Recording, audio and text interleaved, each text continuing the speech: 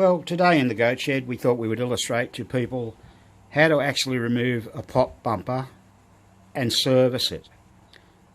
Totally rebuild it. Now it's not very difficult, so the first thing we're going to do is squeeze the cap by squeezing it in gently and lifting it off. We'll show you two screws down here that have got to come off, one there and one there. You can take the lamp out if you like, and we'll just undo those screws, and then we have to turn the playfield over and work on it from underneath. So those two screws are out. That means the pop bumper is loose and ready to come out, but there's more work to do underneath before we can actually pull it right out. Now you will note we are doing this in a cradle, which makes it a little bit easier, but you can do it in the game. So that's the first part of doing it. We'll get back to you shortly. Right, okay, now we've turned the machine over. What we're going to do now is we're going to take the nuts off using the 5/16 spin tight. That's those nuts there that you can see. I'll just point at that. Yep, there's one on each side. Here goes the other one. Now we're going to show you this while we're doing it live, so just bear with us. Okay, we're going to then remove the screws out of the frame. Now these are they screw straight into the bracket, as you can see. Out it comes. 3 of them. Alright, now we'll lift the whole assembly off, and there's the bottom of the metal ring sticking through there. Now we're going to unsolder each wire on the lamp. This is what people get a bit scared of, I think. Off they come here, and off this one comes here. There you go. Right, now we've done that, we can get rid of the pop bumper, so it's out now. Now, what's remaining here, what always to check for, these are your spoon switch, and the top one, that's the bottom switch of course, and the top one's your end of stroke switch. Now you often see them broken, so you've got to look out for broken switches and things like that. And we will undo that spoon and clean it, because they often get filthy, dirty grease. So what we often do, or what we think is the best to do, particularly if you're not used to it, is mark it just with a Sharpie, so you can see roughly where it goes back. That doesn't mean to say you don't have to adjust it, but roughly where it goes back. Now let's just take that out and have a look at that spoon.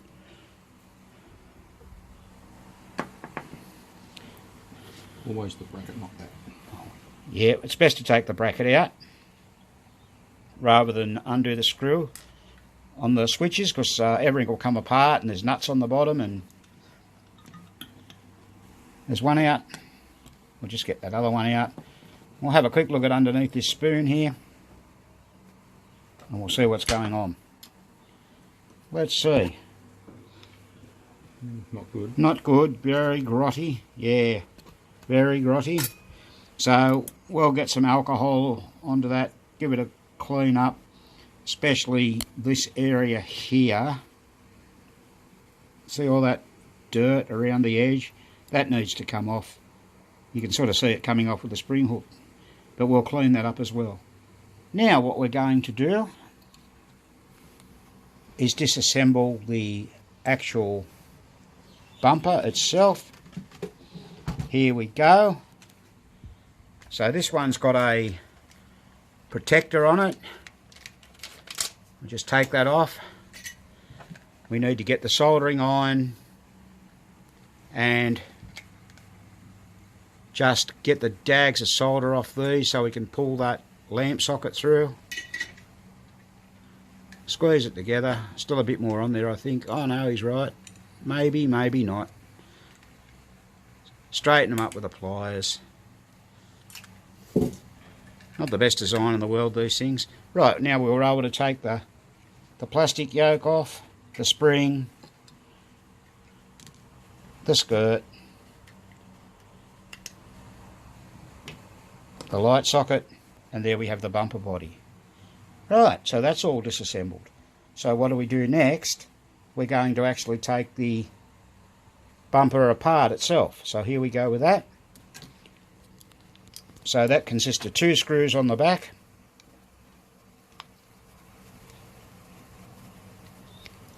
Loosen them. Out they come.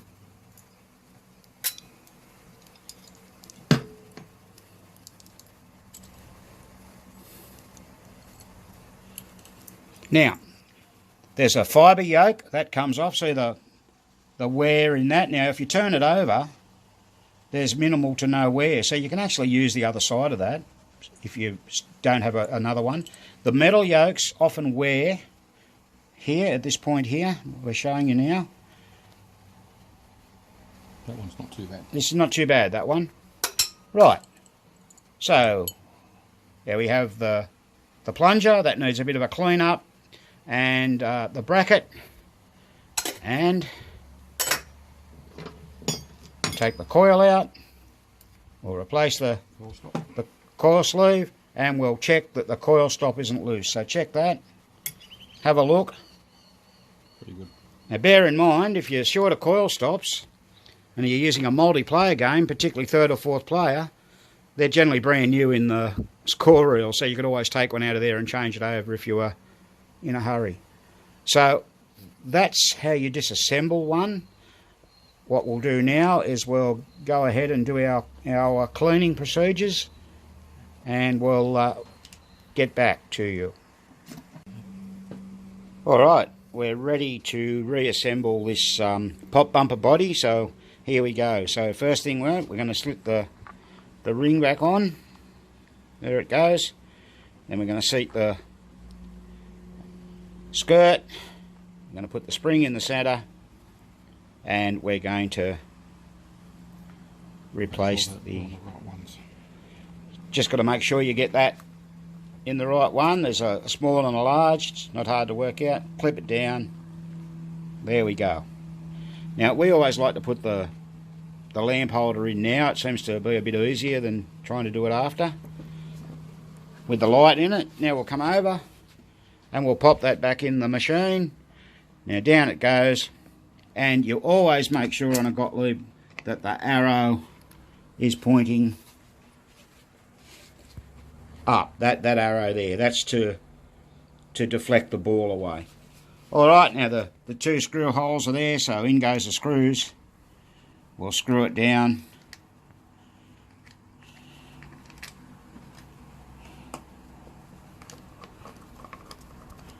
Now remember, those screws are a special screw, so make sure you segregate those when you strip a whole playfield down.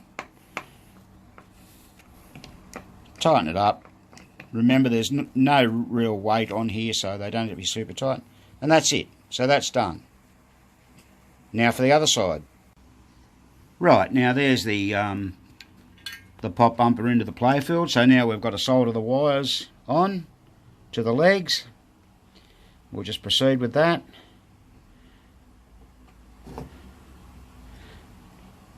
You'll probably notice we've got a bit of heat shrink on there, so we can put over the legs so there's no chance of shorting out on the frame of the bumper body,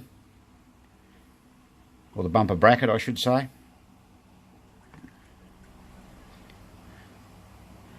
Here we go, we've got Spanky, our goat, overseeing proceedings here. There's another one.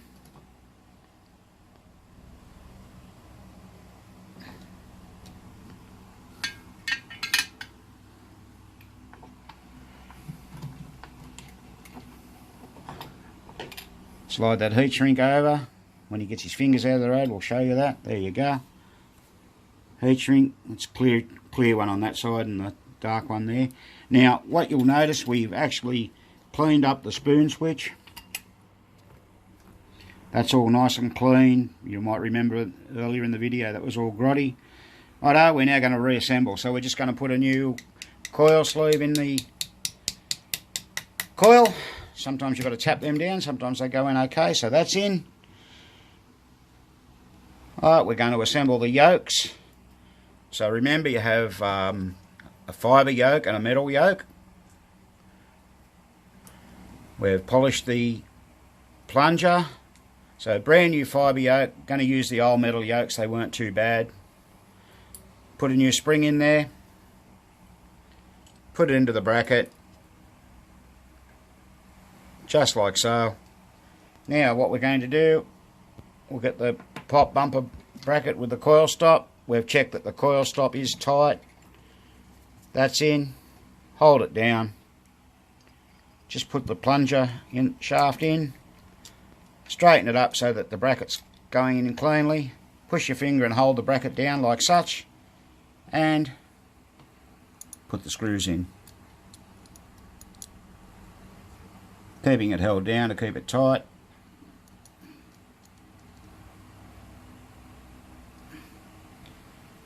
There you go. Right, we can get the screwdriver on that now and tighten them up properly.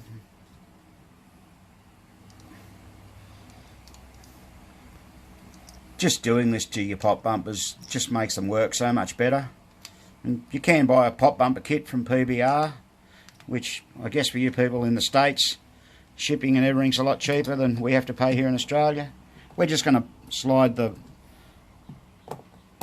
bracket over the extensions on the ring. There we go, got it in place. Pop the nuts back on. Take our 5/16 inch spin tight. Put it all back on.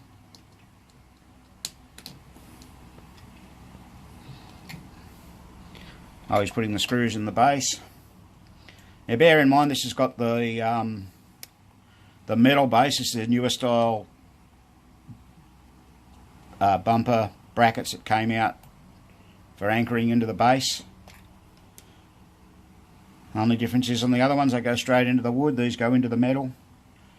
Put the last nut on. Tighten it up. There we go.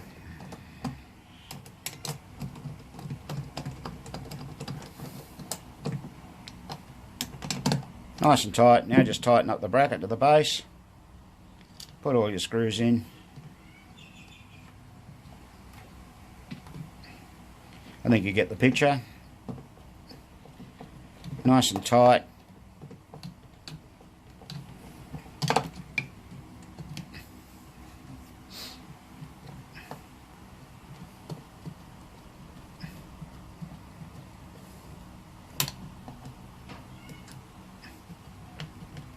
Well worth doing.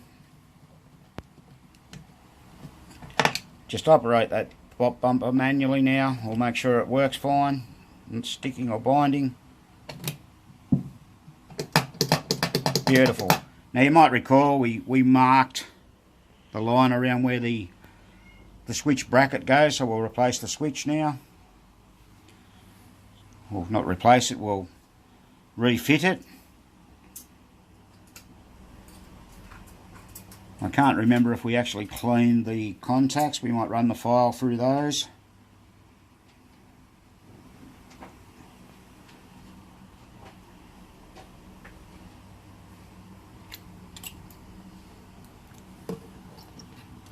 No, we've already cleaned them, so that's not necessary. Put it back. Now remember, the cup fits over the top of the bumper itself, and of course it slides across, back and forth across the spoon. Just line it up roughly with your marking. Yeah, that's it. Where we do your mark, it doesn't mean to say we don't have to adjust it. We'll see how we go with this.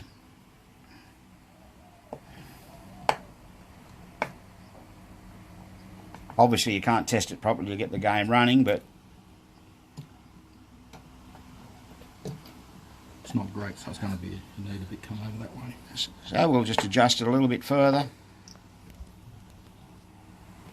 That skirt extension You just got to make sure it just lightly touches it, doesn't touch it too hard. It can be a bit fiddly, but they're okay. And that's pretty good. There you go, we're reasonably happy with that, so Graham says. Like I said, when we get it in the machine's the final test. But that is how you change a pop bumper and refurbish it. We hope this has been informative. It's something that we take for granted, but I guess a lot of newcomers to the hobby don't know how to do it. It may be a little bit intimidating, but so be it. And that's as simple as that. So this has been another Goat Shed presentation.